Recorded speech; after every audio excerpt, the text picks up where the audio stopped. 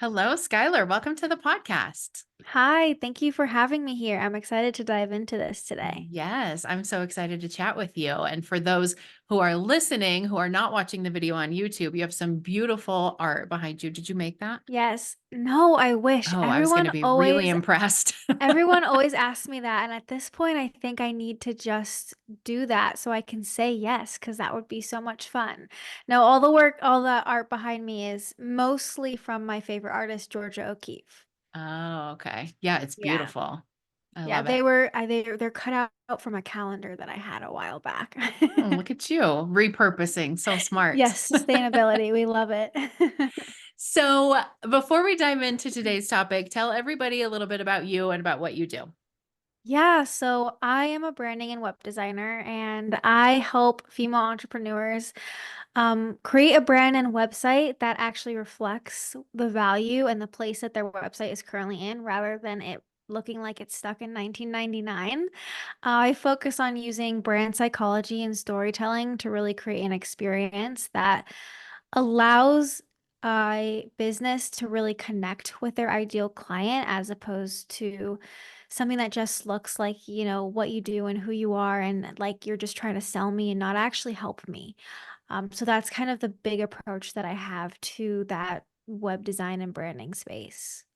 Love it. So today we're talking specifically about websites and about how to create a website that connects with people rather than just one Yeah. that sells. And I love this topic. When you submitted it, I was so excited to talk to you because I am always talking about like building your business through connections, right? Mm-hmm. Creating connections with people, building relationships with people. And a lot of times when I talk about networking, people assume that just means like at a networking event or in a networking group. But even Right. your website can be part of your networking strategy, right? It can still be a way that you are connecting with other humans. So I'm excited for you to share your best tips with us about how we can connect with people on our website. So, talk a little bit first about what it means to build a website that is focused on connection rather than just selling.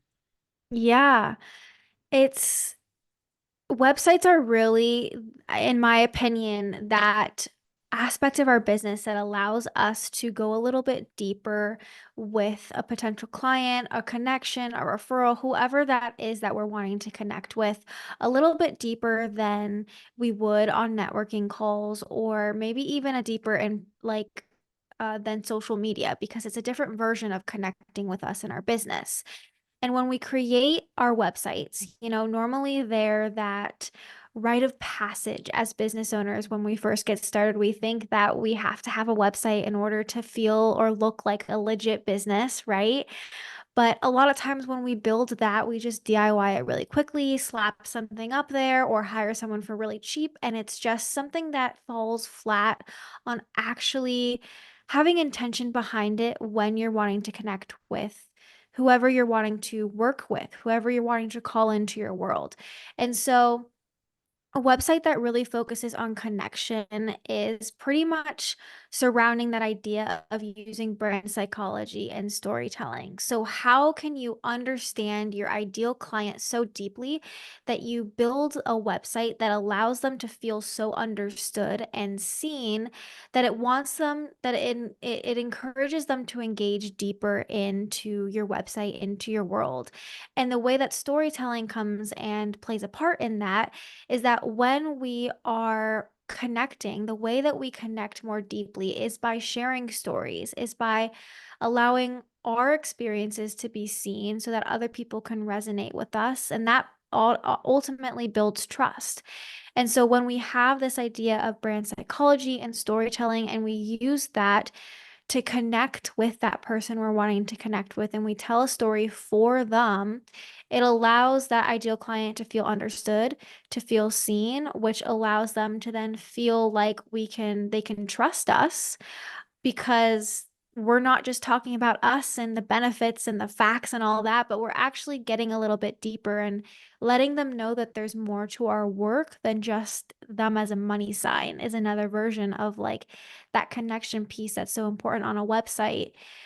And like if you are struggling with selling or all that kind of stuff, and you're just focused on the money, money, money. Like I've struggled with this. I've had that perspective before. And the thing that makes the biggest difference is allowing that story to be told, allowing people to see, almost like painting the picture. Another way that I like to think about that connection element on a website is your job is to basically have people's pain points and desires on your website and tell the story of how what you do bridges the gap between the two. So it's not like you're struggling with this, I can help you with that. You're struggling with, no, it's like, what is the story there? Paint the picture. And so that's another version of that connection. It's how do you tell a story that allows them to feel so understood that they trust you enough to realize that what you have is of value to them and that you actually care for them and not just, the money that they might be giving you. I love all of that. And you just answered the next question that I was going to ask you, because I was listening to you talk and I was like, that's all fabulous. I love all of it. And also, none of us are in business. I mean, we're all in business for a lot of different reasons, but one of them Yeah, is to make money, right? of So, course. like, yes, let's connect, let's tell stories, let's show everyone that we are an actual human, and also, like, buy my thing. Right. So Yeah. I love what you said at the end about like tying the two together, allowing them to trust you, allowing them to feel like you understand, really and truly understand where they're at and what they're struggling with and what they want, and that you do know the answer, and that you value their experience and them as a human and their feelings and thoughts and experiences enough that you are going to make sure that they get what they came for. Yeah. And I mean, in my experience, all of that isn't disregarding the part that we need to make sales as a business owner, right? That in order to have a business, we have to make money.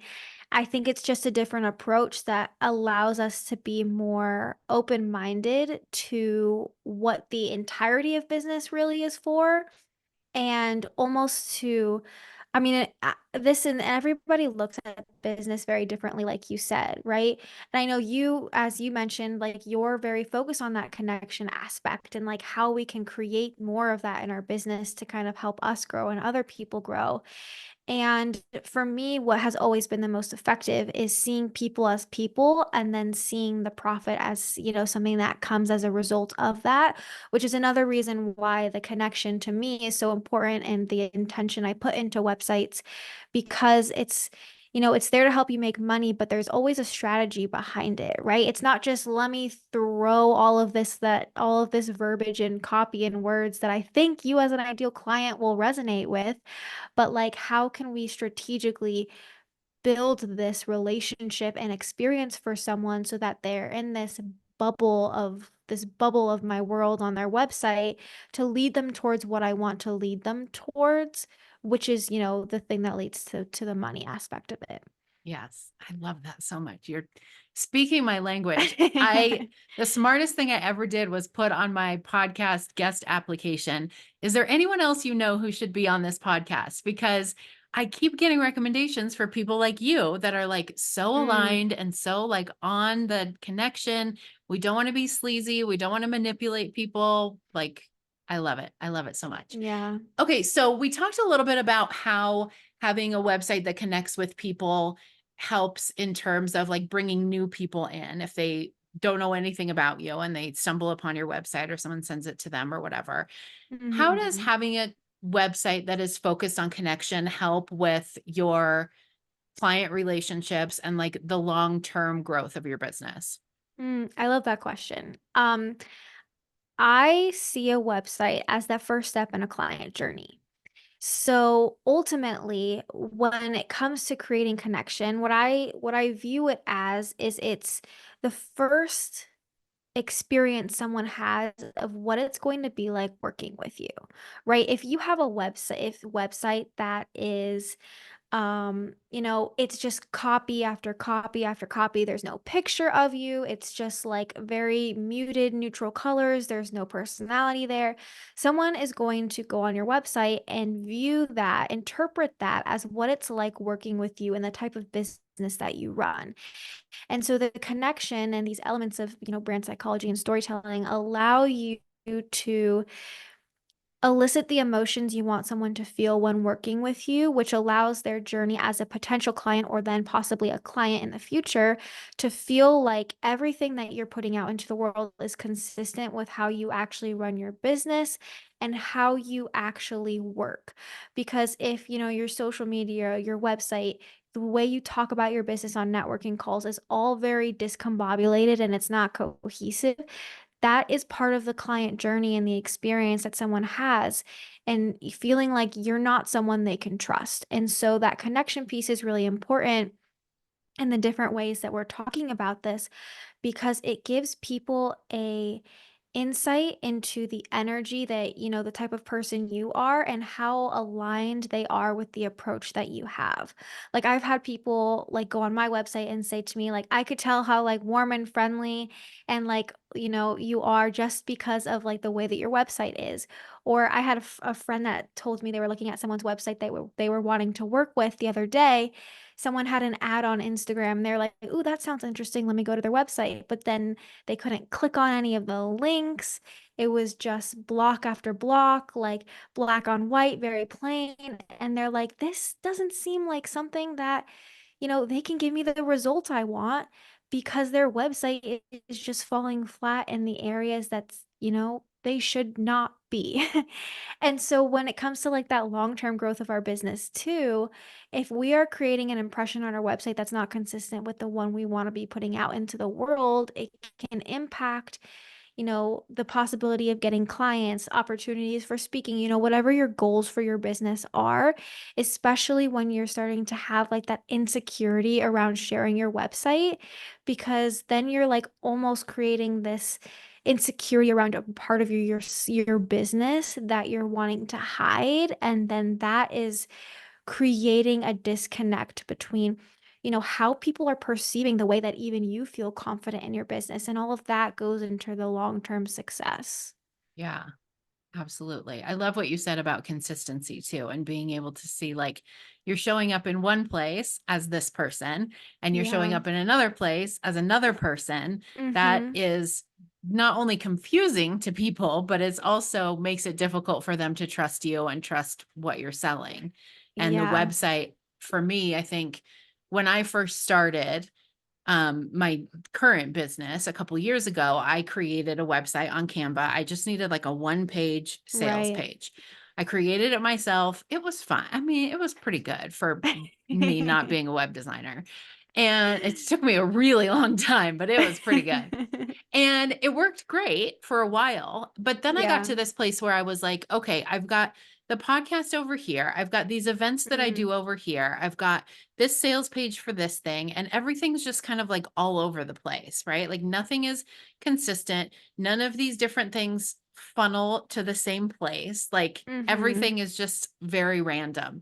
And so having your website be that reflection of like, yes, there are these different things that I do and these different channels and avenues and ways that you can work with me, but it all ties together in this space, I think is really, really important for people.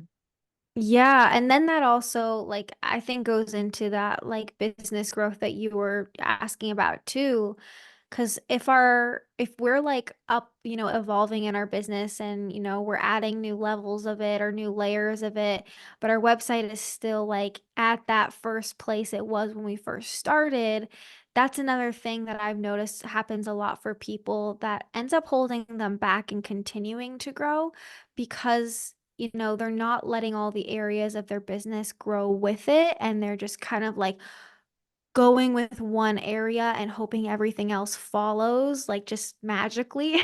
Hmm. Even though like a website is something that needs maintenance, and it's, it's like a child you have to care for, and it, you have to mold it, you have to create it, and you have to allow it to grow with where you're going. And if, you're wanting to get to a certain place in your business, but your website's not reflecting that, then there's a lot of, inconsistency and struggle that comes with that because, whether you think you need a website or not, people are always going to end up finding it somehow if it's out in the world. And so you never know if that one person who finds it is the one person that, could help you meet your goal for the month or the year. And then you end up not getting the client because there's an impression lost or a disconnect. So, what tips do you have for people who maybe have a website or they're thinking about creating a website and they want to make sure that it is connection focused rather than sales focused? Yeah, I think one of the biggest things that helps with this is um not skipping the part about branding before going into having a website. Um because your branding, the idea behind and branding's not just pretty colors, right? It's not just, nice fonts. There's actually a strategy behind it that allows you like the process of the branding lets you really deeply think about your ideal client, your strategy, your story, your values, all of the things that help you have a very clear headspace when it goes to picking design choices for a website.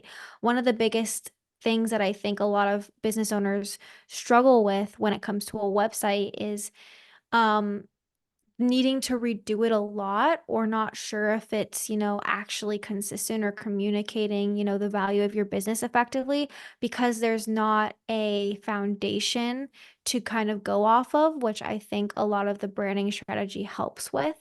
And so, and again, like the brand psychology plays a big part in like the certain colors and, the way that you pick certain things. And so I think the intention with that really helps when you're wanting to create more connection on your website because the like backstory behind your business and who you're trying to connect with and the goals behind that. And it helps give a lot clearer of an understanding of, okay, I need to choose a design that communicates warmth and openness and cohesiveness or collectiveness. So I'm probably going to pick a circle like over a square because, that's going to communicate something very differently. So knowing what you want to communicate before going into the website, I think is probably the most important piece to actually create something that helps connect. Yeah, that's very smart. I have you seen this trend where people are asking ChatGPT to roast their website? I've seen it with Instagram. I haven't seen it with the website. Okay, well, I just did it Oh my actually shortly gosh. before this call.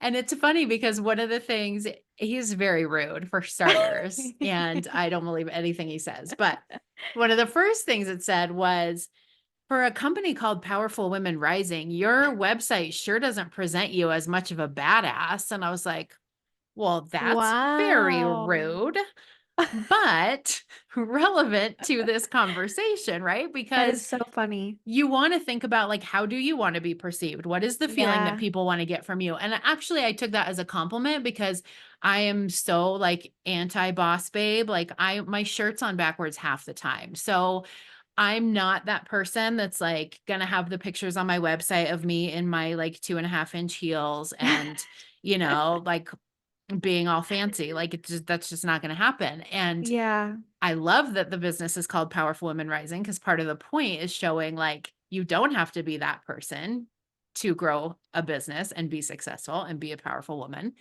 But it just made me think of like, what is the feeling that you want people to get, right? Like we go to these Mm. websites that are all like black and hot pink and Yeah. me in my heels and standing outside my jet. And like, they obviously want you to get a specific feeling. And Right. so knowing what that is and what you're trying to convey, not just the feeling, but also like, what do you want people to think of you as a person? Like Yeah. when you walk into somebody's house and you look around, it's like there's generally things that you can ascertain about them just from looking around their house. I always compare websites to houses. I always say that. I say like your website is your virtual home and like your homepage is like people entering the front door. The way that it's laid out, the like chaoticness or the organization of it, the design, it's going to give off a certain feeling of either, I'm comfortable, I could stay here for a little, or wow, this is a mess. I got to get out of here as soon as possible. What excuse can I make up? Right. Yeah. ChatGPT also told me that my website had more blocks than a child's playroom. Oh my So gosh, that is between I that have to and do this that. conversation, I feel like I need to leave right now and go redo my website. That is so funny. I have to do that after this and see what happens because I'm so intrigued now. I know. But Well, please go look at my website too, and then send me a message and be like, you don't have too many blocks. yeah. I mean, one thing that like it sounded like you were saying too that I mean, ChatGPT, it's like it's very matter of fact, right? And the approach that this we're talking about with websites is not matter of fact. Like it's Right. very like it's cutting into a place that I don't think ChatGPT can like conceptualize because like your definition of powerful and the probably the persona of that you're trying to elicit isn't the same as the definition ChatGPT has too. Right. So it's also like, okay, let me take this, but like then that's where that like strategy and the branding and the intention come from because then you can be like, okay, well, what was my actual intention behind powerful? Like, was powerful like I'm a badass, like look at me, like I all that kind of stuff, or is it we can be powerful no matter what our stage, like all that kind of stuff. And I think honestly a really interesting reflection piece for us to refocus in our business too. Yeah, absolutely. So if people want to connect with you, I feel like we could keep going on about websites for a really long time because there's so much to it, right? There's so much Yeah. strategy behind what pictures you're choosing, where are you putting them? I can't tell you how many websites I go to for someone who is their brand, right? Like a coach or a consultant or something like that, and their picture's not even anywhere on the homepage. Like, what fonts are you using? How are you talking about it? What are you saying first? What's your headline? Like, there's so much to it. So if people want to know from the Mhm. expert how to best create their website or how to have their website created, what's the best way for them to contact you and stay in touch with you? Yeah, so I would say email and Instagram are where I spend the most time. So my email is just my name, Skylar Sustin at gmail.com. And then Instagram is also just at Skylar Sustin, which I'm assuming the spelling will probably be somewhere in the podcast notes. And if you're interested in just learning more about my approach or anything like that, my website is also just my name, SkylarSustin.com. Can we go to your website and then roast you? Feel free, yeah. I'm just kidding. I'm Roast much me. nicer than ChatGPT. I'll just tell you it's perfect. I love it. That's so funny. I'm gonna go to ChatGPT after and be very interested in what he says to me. Yeah, absolutely. We might have to do a part two. Like, Yes, it'd be like, okay, this is what ChatGPT said about my website, and this is what I agree and don't agree with. Or wow, like I have a really good point there. yeah, I know. I thought we should actually. You're gonna have to That's come back yeah. in like a week. Let's do it. Okay, cool. Thank you so much for coming on the podcast. This has been a great interview and super helpful information for people. I love all the ways to connect with your potential clients and your current Mhm. clients. And I just love everything you're doing. So thank you. Thank you so much, and thank you for listening.